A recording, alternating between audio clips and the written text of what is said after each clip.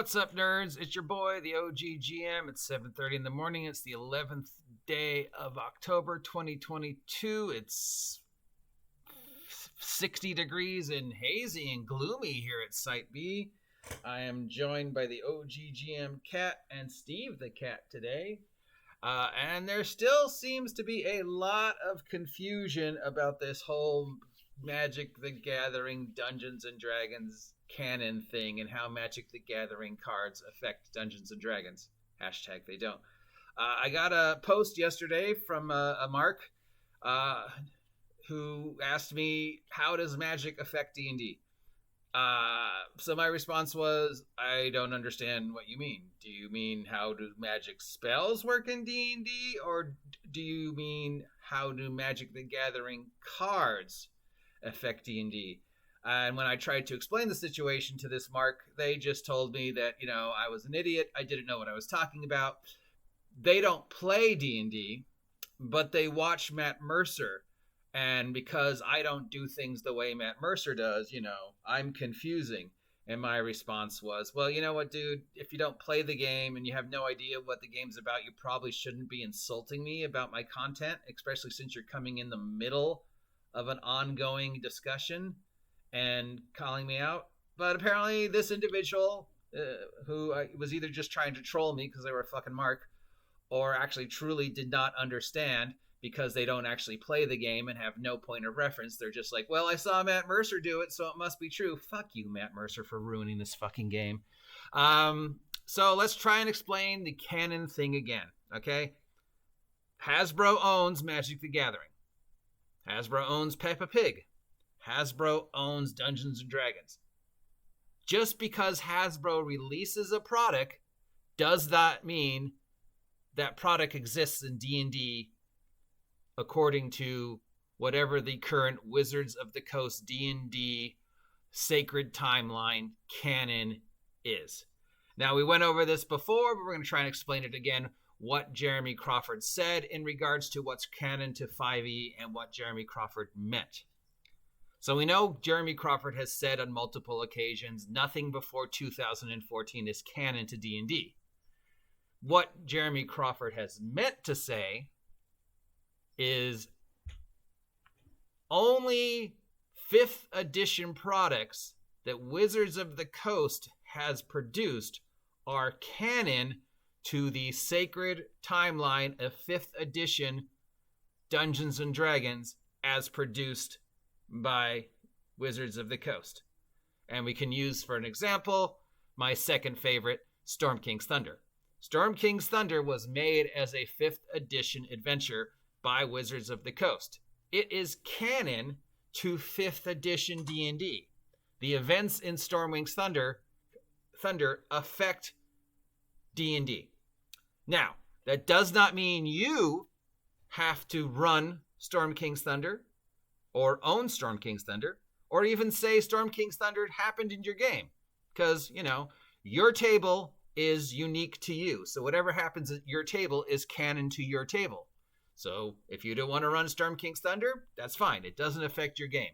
But in regards to rules and other stuff, it happened. There's artwork that appeared in Storm King's Thunder. There's NPCs that appeared in Storm King's Thunder. There's items that appeared in Storm King's Thunder that are now, and there's rule changes that appeared in Storm King's Thunder that are now canon to 5th edition Dungeons and Dragons. That artwork is canon. Those NPCs are canon. Those magic items are canon. Any rule changes are canon. But it doesn't mean you have to use it at your table. What's canon at your table in your mind is not the same as what's canon to Wizards of the Coast in regards to everything they've made since 2014 for 5e. That means that a third-party product for 5e is not canon to Dungeons & Dragons 2014 going forward, 5th edition. Doesn't mean you can't use the third-party product in your game. It can be canon to your game. But as far as Wizards of the Coast is concerned, it is not canon to 5th edition. Hopefully that explains it. If not, I'll try again. So, Wizards of the Coast makes Magic the Gathering. But that does not mean Magic the Gathering exists in Dungeons and Dragons. Just because they made limited edition card sets featuring Dungeons and Dragons characters, like the recent Baldur's Gate Commanders deck, Magic the Gathering and Dungeons and Dragons are still separate. Yes, there have been crossovers, like Strixhaven and Ravenica. They have taken Magic the Gathering settings and converted them to Dungeons and Dragons demiplanes.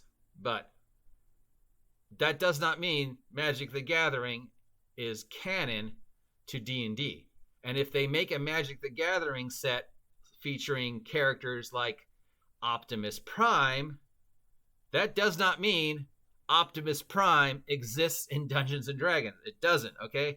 Now, because there's crossovers, but Fireball's in Magic the Gathering, so Magic the Gathering must exist in D&D. Well, for those of you who don't remember or haven't bothered to actually read up on Magic the Gathering, Magic the Gathering was created by Richard Garfield, and everything in the very first run of Magic the Gathering, the pre-alpha Magic the Gathering, including some of the characters, were based upon Richard Garfield's and his friends' D&D game. So that's why there are things in the very original Magic the Gathering, like Fireball, that were also in D&D at the time. And the original legends were named after characters and NPCs from Richard Garfield's D&D campaign. But that was before Wizards of the Coast bought Magic of the Gathering and D&D.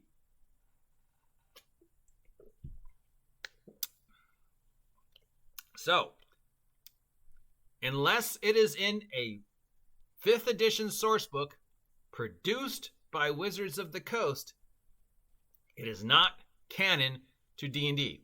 So, Optimus Prime is not in Dungeons and Dragons as far as Wizards of the Coast official canon is concerned, because Optimus Prime does not exist in any 5th edition Dungeons and Dragons product produced by Wizards of the Coast. Until Wizards of the Coast makes a stat block for Optimus Prime and puts it in an official Wizards of the Coast 5th edition shorts book, Optimus Prime is not canon to D&D.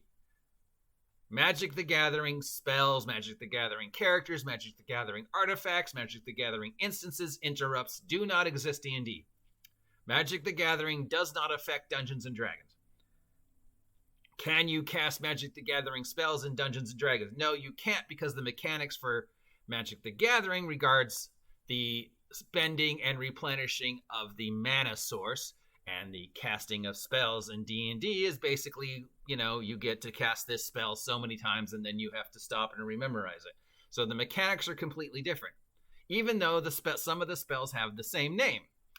So, which means if your character has a Fireball spell, you could use the card for Magic the Gathering, Fireball, and say this is my spell book, and all these Magic the Gathering cards represent the spells that my wizard owns because they all have the same names. And when I cast that spell, I can just turn the card over and know that I've cast it for the day until I take a long rest and rememorize my spells.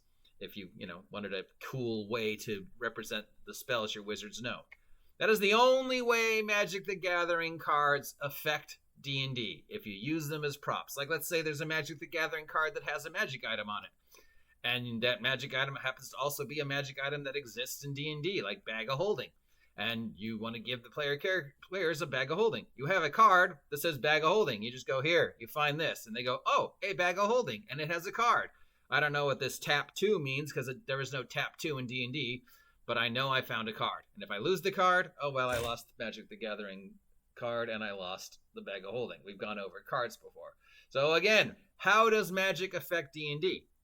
Well, how does Magic spells affect Dungeons and Dragons? Dude, that is a long, multi-issue story that I could go into about what Magic does and doesn't do in D&D world and the physics of Magic. So let's just break it down to one of my favorite sayings: Magic is the cheat code to the universe, or Magic is just math we don't understand. How do Magic the Gathering cards affect Dungeons and Dragons? Again, they don't. Just because there is an Optimus Prime Magic the Gathering card does not mean Optimus Prime exists in Magic the Gathering.